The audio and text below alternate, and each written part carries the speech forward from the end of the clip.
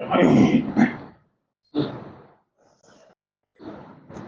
بالله من الشيطان الرجيم. بسم الله الرحمن الرحيم.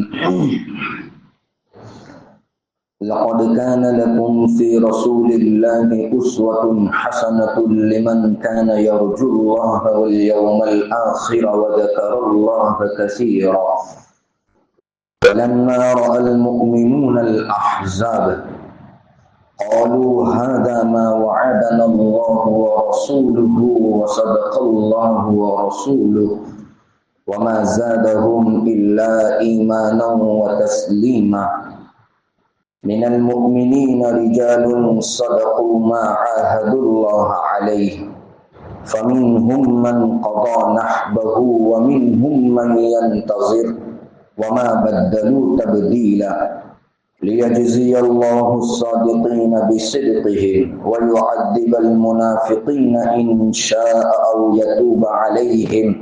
إن الله كان غفورا رحيما. تمہارے لیے اللہ کے رسول صلی اللہ علیہ وسلم کی ذات اقدس میں بہترین نمونہ ہے اس شخص کے لیے جو اللہ اور آخرت کے دین کی امید رکھے اور اللہ کا کثرت سے ذکر کرے۔ اور جب مومنین نے احزاب کو دیکھا، مختلف جماعتوں کو دیکھا، تو انہوں نے کہا یہ وہی چیزیں ہیں جس کا اللہ اور اس کے رسول نے ہم سے وعدہ کیا۔ وصدق اللہ ورسولہ، اللہ اور اس کے رسول نے سچ فرمایا۔ وما زادهم الا ایمانا وتسلیما، اور ان میں ایمان اور اطاعت ہی زیادہ ہوئی۔ من المؤمنین رجال صدقوا ما عاهدوا اللہ علیہ، مومنین میں سے کچھ لوگ وہ ہیں جنہوں نے اس چیز کو سچا کر دکھایا جس کا انہوں نے اللہ سے عہد کیا۔ فَمِنْهُمْ مَنْ قَضَى نَحْبَهُ وَمِنْهُمْ مَنْ يَنْتَظِرُ، ان میں سے کچھ وہ ہیں جنہوں نے اپنی امید کو پوری کر لی، اور ان میں سے کچھ لوگ وہ ہیں جو منتظر ہے۔ وَمَا بَدَّلُوا تَبْدِيلًا، اور انہوں نے اپنے ارادے میں ذرہ برابر تبدیلی نہیں لائی۔ لِيَجْزِيَ اللَّهُ الصَّادِقِينَ بِصِدْقِهِمْ وَيُعَذِّبَ الْمُنَافِقِينَ إِنْ شَاءَ أَوْ يَتُوبَ عَلَيْهِمْ، تاکہ اللہ بدلہ دے سچوں کو ان کی سچائی کا اور منافقین کو سزا دے اگر وہ چاہیں، یا ان کو معاف فرما دے۔ ان اللہ کان غفورا رحیما، بلا شبہ اللہ معاف کرنے والا، رحم کرنے والا ہے۔ کل کی مجلس میں اوپر والی آیات میں اللہ رب العزت نے منافقوں کی جو علامات ذکر فرمائی ہے ان علامات کا تفصیلاً ذکر ہوا۔ دو تین علامتیں قرآن کی روشنی میں ذکر کی گئی تھی۔ ایک بزدلی، یہ ایک منافق کی علامت ہوتی ہے۔ ایک حرص، یہ بھی ایک منافق کی علامت ہوتی ہے۔ اور ایک بخل، یہ بھی ایک منافق کی علامت ہوتی ہے۔ یہ تینوں علامتیں اوپر والی آیات کی روشنی میں کل تفصیلاً ذکر کی گئی تھی۔ یہ جو آیات پڑھی گئی ہیں اس کا کچھ حصہ کل کی مجلس میں بھی ذکر کیا گیا تھا کہ اللہ کے رسول صلی اللہ علیہ وسلم کی اطاعت اپنی زندگی میں اگر پیدا کرنی ہے تو اپنے اندر تین صفات کو پیدا کرنا پڑے گا۔ اگر یہ تین صفات اپنے اندر موجود ہوگی تو اللہ اور اللہ کے رسول صلی اللہ علیہ وسلم کی اطاعت کا ایک سچا جذبہ دل کے اندر پیدا ہوگا۔ قرآن اسی کو کہہ رہا ہے۔ منافقوں کو ایک طرف طعنہ دیا جا رہا ہے، دوسری طرف مسلمانوں کی رہنمائی کی جا رہی ہے۔ منافق تو اللہ کے رسول صلی اللہ علیہ وسلم کی ذات اقدس کا دیدار کرتے تھے۔ اللہ کے رسول صلی اللہ علیہ وسلم کی ذات اقدس ان کے سامنے تھی، غزوہ احزاب کے موقع پر جو پورا واقعہ تفصیلاً ذکر کیا گیا، جس میں اللہ کے رسول صلی اللہ علیہ وسلم نے بنفس نفیس شرکت فرمائی، ہر کام میں آپ نے حصہ لیا، تو منافقوں کو کہا جا رہا ہے کہ اللہ کے رسول کی ذات میں تمہارے لیے ایک بہترین نمونہ ہے کہ اللہ کے رسول صلی اللہ علیہ وسلم اس پورے غزوے کے اندر بنفس نفیس شریک رہے ہیں، مختلف قسم کی باتوں میں اور مختلف قسم کے کاموں میں آپ نے اپنا حصہ لیا ہے، یہ تمہارے لیے ایک بہترین نمونہ ہے۔ اور اللہ کے رسول صلی اللہ علیہ وسلم اللہ کے رسول صلی اللہ علیہ وسلم کی زندگی کا نمونہ اسی آدمی کو میسر ہوگا جو اللہ اور آخرت کے دین پر ایمان رکھتا ہو، کثرت سے اللہ کا تذکرہ کرتا ہو۔ لہذا اللہ کے رسول صلی اللہ علیہ وسلم کی اطاعت کا جذبہ اگر پیدا کرنا ہے تو یہ تین صفات اپنے اندر ہونی چاہیے۔ اللہ کی ملاقات کا یقین ہونا چاہیے، آخرت کے دین کا بھی یقین ہونا چاہیے، اور نمبر 3 کے اوپر کثرت سے اٹھتے بیٹھتے چلتے پھرتے اللہ کا ذکر ہونا چاہیے۔ اگر یہ تین علامات، یہ تین چیزیں، یہ تین صفات اپنے اندر موجود ہوگی تو اللہ کی اطاعت کا جذبہ اپنے اندر پیدا ہوگا۔ اسی بات کو قرآن نے نیچے ذکر کیا ہے کہ صحابہ کرام کی زندگی کو دیکھے، مومنین کی زندگی کو دیکھے۔ جب اللہ کے رسول صلی اللہ علیہ وسلم نے ان احزاب کے متعلق جب خبر دی تھی تو صحابہ کرام کا کیا حال تھا؟ فوراً اللہ کے رسول صلی اللہ علیہ وسلم کی اطاعت کا ان کے دلوں میں جذبہ پیدا ہو گیا تھا، جیسا کہ واقعے کے اندر تفصیلاً بتایا گیا تھا کہ پوری عرب قبائل ایک ہو گئے تھے اور خطرے کے علاوہ اور کوئی چیز سامنے موجود تھی ہی نہیں، ہر طرف سے خطرہ ہی خطرہ تھا، لیکن اس کے باوجود اللہ کے رسول صلی اللہ علیہ وسلم نے جب حکم دیا تو فوراً صحابہ کرام نکل پڑے ہیں،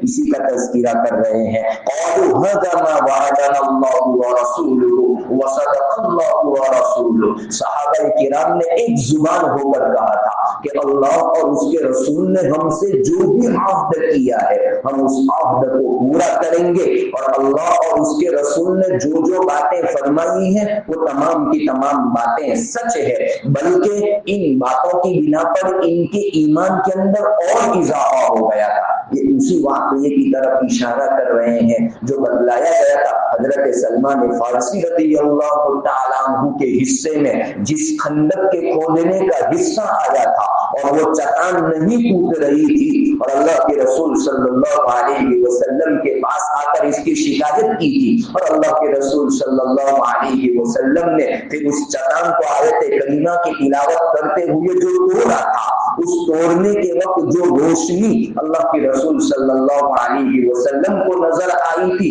3 مرتبہ جو روشنی اللہ کے رسول صلی اللہ علیہ وسلم کو نظر آئی تھی، اور پھر حضرت سلمان فارسی نے اللہ کے رسول صلی اللہ علیہ وسلم سے جس چیز کا سوال کیا تھا کہ اس روشنی کا کیا مطلب تھا، یعنی جس وقت آپ خدائی مار رہے تھے ہر مرتبہ روشنی اٹھ رہی تھی، تو اس وقت اللہ کے رسول صلی اللہ علیہ وسلم نے کچھ پیشین گوئیاں فرمائی تھی کہ آپ یمن کو فتح کریں گے، آپ روم کو فتح کریں گے، اس طرح مختلف ممالک کو آپ فتح کریں گے۔ تو جیسے ہی صحابہ کرام کے سامنے یہ بات اللہ کے رسول صلی اللہ علیہ وسلم نے ارشاد فرمائی، فوراً انہوں نے دل سے قبول کر لیا، بلکہ ان کے ایمان کے اندر اللہ کے رسول کی اطاعت کے اندر اور زیادہ اضافہ ہو گیا۔ اس کے بالمقابل منافقوں کا حال یہ تھا، جیسا کہ بتلایا گیا تھا کہ منافق صحابہ کرام کو اس وقت یہ طعنہ دینے لگے تھے کہ دیکھو تمہارے ساتھی محمد تو کیسے ہیں کہ خندق یہیں پر کھود رہے ہیں، یثرب کے اندر خندق کھودی جا رہی ہے، اور تم کو سپنے دکھائے جا رہے ہیں روم کے فتح ہونے کے اور یمن کے فتح ہونے کے، تم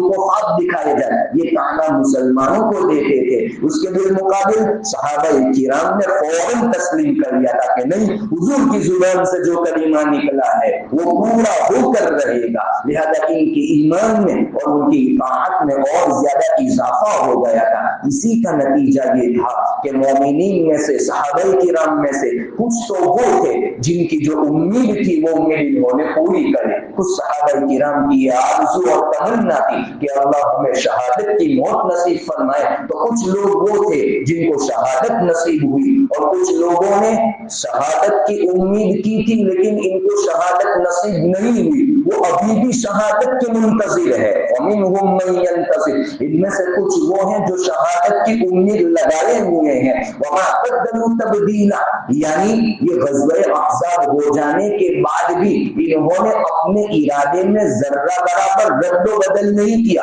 ابھی بھی ان کی تمنا یہی ہے کہ اللہ ہمیں بھی شہادت کی موت نصیب فرمائے تاکہ اللہ رب العزت سچوں کو ان کی سچائی کا بدلہ دے دے اور منافقوں کو عذاب دینا چاہے تو اللہ رب العزت عذاب بھی دے دے, اور اگر جن کی تقدیر کے اندر ایمان لکھا ہو, ہدایت لکھی ہو, تو اللہ رب العزت ان کو ہدایت بھی دے دے. یہ اللہ رب العزت کے قبضے قدرت میں موجود ہے. یہ آیات کا خلاصہ ہوا. اگلی والی آیات میں اور کل بھی مجلس کے اندر بتلایا گیا تھا کہ حضرت جبرائیل علیہ السلام حضرت دحیہ کلبی رضی اللہ تعالی عنہ کی شکل کے اندر آئے تھے اور قبیلہ بنو قریظہ کی طرف حملہ کرنے کا آپ کو حکم دیا گیا تھا. اللہ کے رسول صلی اللہ علیہ وسلم کی طرف حضرت جبرائیل علیہ السلام کے واسطے سے جب اللہ کا یہ پیغام آیا کہ بنو قریظہ کے اوپر حملہ کرنے کے لیے نکلنا ہے, جنہوں نے غزوہ احزاب کے موقع پر مسلمانوں کے ساتھ عہد شکنی کی تھی, عہد کو توڑ دیا تھا اور عرب قبائل کے ساتھ انہوں نے معاہدہ کر لیا تھا, لہذا ان کو سزا چکھانا مقصود تھا. اس لیے حضرت جبرائیل علیہ السلام فوراً آئے ہیں اور کہا ہے کہ کیا آپ نے ابھی ہتھیار اتار دیے؟ فرشتوں نے تو ابھی بھی ہتھیار نہیں اتارے ہیں, آپ کو بنو قریظہ کی طرف جانے کا ہے اور اللہ کا یہ حکم ہے. جب یہ حکم آیا تو اللہ کے رسول صلی اللہ علیہ وسلم نے مدینہ منورہ میں ایک منادی کے واسطے سے یعنی ایک اعلان کرنے والے کے واسطے سے اعلان کروایا کہ جاؤ مدینہ میں جا کر اعلان کرو کہ بنو قریظہ کی طرف نکلنا ہے. اس موقع پر اللہ کے رسول صلی اللہ علیہ وسلم نے فرمایا تھا لا يصلي احد العصر الا في بني قریظہ. اللہ کے رسول صلی اللہ علیہ وسلم نے فرمایا تھا کوئی بھی عصر کی نماز نہ پڑھے ہے جب تک کہ وہ بنو قریظہ میں نہ پہنچ جائے. آپ صلی اللہ علیہ وسلم نے صحابہ کرام کے درمیان اعلان فرمایا تھا کہ بنو قریظہ کی طرف حملہ کرنے کے لیے نکلنا ہے. لا يصلي احد العصر الا في بني قریظہ, کوئی بھی آدمی عصر کی نماز ابھی نہ پڑھے جب تک کہ وہ بنو قریظہ میں نہ پہنچ جائے. اس حکم کی بنا پر صحابہ کرام فوراً تیار ہو گئے, حالانکہ شدت سے تھکان محسوس کر رہے تھے. ایک مہینے کی مسلسل شب بیداری تھی, فاقے پر فاقے ہو رہے تھے, طرح طرح کی تکلیفیں آ رہی تھی اور ابھی تو صرف مدینہ منورہ پہنچے ہی تھے کہ فوراً نکلنے کا حکم دیا جا رہا ہے. تمام صحابہ کرام فوراً تیار ہو گئے اور بنو قریظہ کی طرف نکل پڑے. جتنا لشکر موجود تھا وہ پورا لشکر بنو قریظہ کی طرف نکل پڑا. راستے میں عصر کی نماز کا وقت ہوا. صحابہ کرام کی دو جماعتیں تھیں, ان دو جماعتوں میں سے کچھ لوگوں نے تو راستے کے اندر عصر کی نماز پڑھ لی اور کچھ جماعت نے کچھ لوگوں نے راستے میں عصر کی نماز نہیں پڑھی. بنو قریظہ پہنچ کر انہوں نے عصر کی نماز پڑھی اور دونوں جماعتوں کا عمل اپنی اپنی جگہ کے اوپر درست اور صحیح تھا, اس لیے کہ اللہ کے رسول صلی اللہ علیہ وسلم کا جو فرمان تھا اس کے ظاہر کے اوپر عمل کرتے ہوئے کچھ صحابہ کرام نے تو یہ کیا کہ جب عصر کی نماز حضور نے وہاں جا کر پڑھنے کے لیے کہا ہے اس لیے راستے میں ادا نہیں کریں گے, بنو قریظہ پہنچ کر ہی عصر کی نماز ہم ادا کریں گے. اور کچھ لوگ صحابہ کرام یہ سمجھے کہ حضور کے کہنے کا مطلب یہ ہے کہ آپ کو عصر تک وہاں تک پہنچ جانا ہے, لہذا اب اگر راستے میں عصر کی نماز پڑھ لیں گے तो वहीं पर असर तक तो पहुंच जाएंगे। इसलिए दोनों जमातों का अमल अपनी अपनी जगह के ऊपर दुरुस्त था, बल्कि नबी करीम सल्लल्लाहु अलैहि वसल्लम के सामने दोनों जमातों के अमल को रखा गया, यानी आपके सामने दोनों जमातों के अमल को पेश किया गया कि भाई कुछ सहाबाए किराम ने तो इस तरह का मामला किया कि असर की नमाज रास्ते में पढ़ ली है, और कुछ लोगों ने तो वहां जाकर असर की नमाज पढ़ ली है। आप सल्लल्लाहु अलैहि वसल्लम ने दोनों जमातों में से किसी भी जमात के ऊपर मलामत नहीं फरमाई, कोई किसी किस्म की कोई बात नहीं कही, बल्कि दोनों जमातों की तस्वीब की, यानी आपने सच्चा दिखाया कि दोनों जमातों का अमल अपनी अपनी जगह के ऊपर दुरुस्त है। जब मदीना मुनव्वरा से निकले और बनु कुरैज़ा के अंदर पहुंचे तो आप सल्लल्लाहु अलैहि वसल्लम ने उस मौके पर सहाबाए किराम के लश्कर का जो झंडा था वो हजरत अली रज़ियल्लाहु ताला अन्हु के सुपुर्द किया था। बनु कुरैज़ा के वक्त निकलने के वक्त झंडा जिसको अल्लाह के रसूल सल्लल्लाहु अलैहि वसल्लम ने दिया था वो हजरत अली रज़ियल्लाहु ताला अन्हु के हाथ में मुसलमानों के लश्कर का झंडा मौजूद था। बनु कुरैज़ा के अंदर पहुंचे, इधर बनु कुरैज़ा का जो सरदार था काब, जिसका तज़किरा तफसीलन गुज़श्ता मजलिसों में हुआ, उसको पता चला कि मुसलमानों का लश्कर इस तरह हमला करने के लिए आ पहुंचा है, तो वो अपने किले में बंद हो गया, यानी किले के अंदर इसने अपने आप को पनाह दे दी। जितने लोग मौजूद थे किले के अंदर बंद हो गए। सहाबाए किराम और अल्लाह के रसूल सल्लल्लाहु अलैहि वसल्लम ने उस किले का मुहासरा फरमाया, यानी वहां का इर्द गिर्द इसके किले को घेर लिया गया। जब काब को इस बात का पता चला कि मुसलमानों ने किले को घेर लिया है तो उसने अपने कौम को यानी बनु कुरैज़ा के लोगों को जमा किया, और जमा करने के बाद उसने हालत की नजाकत और इसके मुताल्लिक गुफ्तगू करते हुए उसने 3 बातें अपनी कौम के सामने रखी कि मैं आपके सामने 3 बातें रख रहा हूं, इन 3 बातों में से किसी एक बात के ऊपर आप अमल करना चाहें तो आप अमल कर सकते हैं। सबसे पहली बात तो ये कि अगर आप जानते हैं कि मोहम्मद सल्लल्लाहु अलैहि वसल्लम इन्होंने हमारे किले का मुहासरा कर लिया है, पहली तदबीर तो ये है, अमल की पहली सूरत तो ये है कि मोहम्मद के दीन को कबूल कर लिया जाए सल्लल्लाहु अलैहि वसल्लम, उनकी इताअत कर ली जाए, उनकी इत्तिबा कर ली जाए। फिर वो काब कह रहा है, खुदा की कसम खाकर कह रहा है, खुदा की कसम आप जानते हैं कि मोहम्मद का जो दीन है सल्लल्लाहु अलैहि वसल्लम, मोहम्मद का जो दीन है वो सच्चा दीन है। हमारी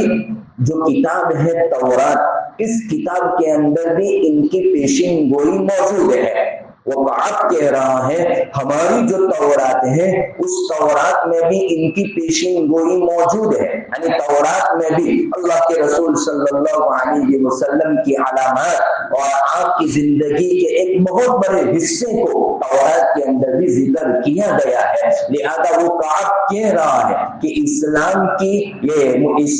इताअत कर ली जाए, इसलिए कि कसम खाकर कहता हूं कि ये मोहम्मद सच्चे हैं, हमारी किताब तौरात के अंदर भी इनकी पेशिन गोई मौजूद है। अगर हम अपनी औलाद, जान, माल और इज्जत और आबरू की हिफाजत करना चाहते हैं तो बस यही एक रास्ता है कि इनकी इताअत कर ली जाए। पहली सूरत ये है, अगर ये करना चाहे तो आप ये कर सकते हैं। दूसरी सूरत वो बतला रहा है, दूसरी सूरत ये है कि हम में से हर आदमी अपने बच्चे और अपनी औरतों को कत्ल कर दे और फिर उसके बाद फिर यकबारगी इनके ऊपर हमला कर ले, इसलिए कि फिर पूरी बहादुरी के साथ लड़ा जाएगा। जब औरतें ही नहीं होगी, अपने बच्चे ही नहीं होंगे तो किसी किस्म का कोई ख्याल, कोई फिक्र, कोई होगी ही नहीं जहन के ऊपर, तो इंसान का दिल यकबारगी उसके ऊपर हमला करने के लिए तैयार हो जाएगा।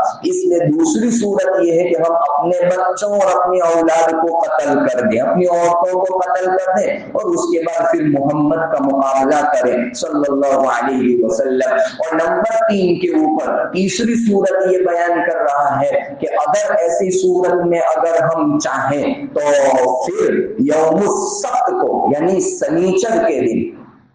یہودیوں کے اندر سنیچر کا دن بہت قیمتی دن سمجھا جاتا ہے، بہت بابرکت دن سمجھا جاتا ہے، ان کے مذہب میں سنیچر کے دن کی بہت وقعت ہے۔ وہ دن یہودیوں کے لیے خالص اللہ کی عبادت کے لیے متعین کیا گیا تھا، اس میں کسی قسم کا کوئی کام بھی نہیں کر سکتے تھے، جس کا تذکرہ دوسرے پاروں کے اندر بھی بہت تفصیلاً موجود ہے۔ حتیٰ کہ اگر آپ مچھلی پکڑنے کا دھندا بھی کر رہے ہیں تو ایسی صورت میں سنیچر کے دن ان کے لیے مچھلی پکڑنے کا حکم بھی نہیں تھا، یعنی کسی قسم کا کوئی کام ہی نہیں کرنے کا، بلکہ خالص اللہ کی عبادت کے لیے وہ دن یہودیوں کے لیے متعین کیا گیا تھا، جس کو یوم السبت کہا جاتا ہے، ہفتے کا دن یعنی سنیچر کا دن۔ وہ کعب کہہ رہا ہے کہ اگر دوسری صورت منظور نہ ہو تو تیسری صورت یہ ہے کہ یوم السبت کو یعنی سنیچر کے دن ہم مسلمانوں کے اوپر حملہ کر دیں۔ کیوں؟ وہ وجہ بیان کر رہا ہے، اس لیے کہ ہمارے مذہب کے اعتبار سے تو اس دن لڑائی جھگڑا کرنا یعنی قتال کرنا یہ ہمارے لیے حرام ہے، اور یہ بات مسلمان جانتے ہیں کہ یوم السبت کو یہودیوں کی طرف سے کسی قسم کا کوئی حملہ نہیں ہو سکتا، تو ایسی صورت میں وہ ہماری طرف سے غافل ہوں گے، اس لیے کہ یوم السبت ہوگا، سنیچر کا دن ہوگا، اس لیے مسلمانوں کے دل کے اندر یہ بات ہوگی کہ آج تو یہودیوں کی طرف سے کسی قسم کا کوئی حملہ ہو نہیں سکے گا، غافل ہوں گے، اور جب غافل ہوں گے مسلمان تو ہم ان کے اوپر یک بار کی حملہ کر دیں گے، تو ان کی غفلت کا فائدہ اٹھاتے ہوئے ہم اس کو شکست دے سکتے ہیں۔ یہ تیسری صورت ہے۔ ان 3 صورتوں میں سے اب کسی بھی ایک صورت کے اوپر عمل کرنا چاہیں تو آپ ہمیں مشورہ دیں، ان 3 صورتوں میں کس کے اوپر عمل کریں۔ اس موقع پر اس کے جو قوم کے بڑے بڑے جو لوگ موجود تھے انہوں نے کہا رہی پہلی صورت یعنی آپ محمد کے دین کے قبول کرنے کی بات کر رہے ہیں صلی اللہ علیہ وسلم، وہ ہمیں منظور نہیں ہے، اس لیے کہ ہم ہماری کتاب کے علاوہ یعنی تورات کے علاوہ ہم کسی اور کتاب کو ماننے والے نہیں ہیں، لہذا رہی اسلام قبول کرنے کی بات تو وہ ہم نہیں مانتے ہیں۔ رہی دوسری صورت کہ آپ اپنے بچوں اور عورتوں کو قتل کرنے کی بات کر رہے ہیں تو وہ بڑے لوگ کہہ رہے ہیں کہ ان بیچارے بچے اور عورتوں کا قصور کیا ہے تو ان کو قتل کیا جائے، لہذا دوسری صورت بھی نہیں ہو سکتی۔ رہی تیسری صورت آپ یوم السبت کو ان کے اوپر حملہ کرنے کے لیے کہہ رہے ہیں تو یوم السبت تو خود ہمارے مذہب کے اعتبار سے اس میں قتال کرنا تو جائز ہے نہیں، تو پھر ہم اپنے مذہب کی خلاف ورزی کرتے ہوئے دوسرے کے اوپر فتح کیسے پا سکتے ہیں؟ عجیب یقین تھا ان کا، کہہ رہے ہیں کہ جب ہمارے مذہب کے اندر یوم السبت کو سنیچر کے دن کسی بھی طرح کے کام کرنے کی اجازت ہے نہیں، اور پھر لڑائی جھگڑا کرنا وہ تو کسی بھی طریقے سے جائز ہے ہی نہیں، تو آپ ہمیں کہہ رہے ہیں کہ یوم السبت کو حملہ کر دے، تو حرام کا ارتکاب کرتے ہوئے ہمارے مذہب کے خلاف عمل کرتے ہوئے ہم اس کے اوپر کامیابی کیسے حاصل کر سکتے ہیں؟ لہذا یہ تینوں صورتیں نہیں ہو سکتی، تو پھر کیا کیا جائے؟ تو ایسی صورت میں حضرت اس کعب نے کہا کہ اب آپ ہی مشورہ دو کیا کیا جائے، تو اس موقع پر تمام نے یہی کہا کہ اللہ کے رسول صلی اللہ علیہ وسلم کے سامنے ہتھیار ڈال دینے ہیں، یعنی اپنی ہار تسلیم کر لینا ہے، بس یہی ایک موقع باقی رہ گیا ہے، اس کے علاوہ تو اور کوئی چارہ ہے نہیں۔ لہذا انہوں نے بنو قریظہ نے اللہ کے رسول صلی اللہ علیہ وسلم کے سامنے ہتھیار ڈال دیے، اس کے بعد ان کے ساتھ کیا سلوک کیا گیا آئندہ مجلس میں اس کو تفصیلاً ذکر کیا ہے۔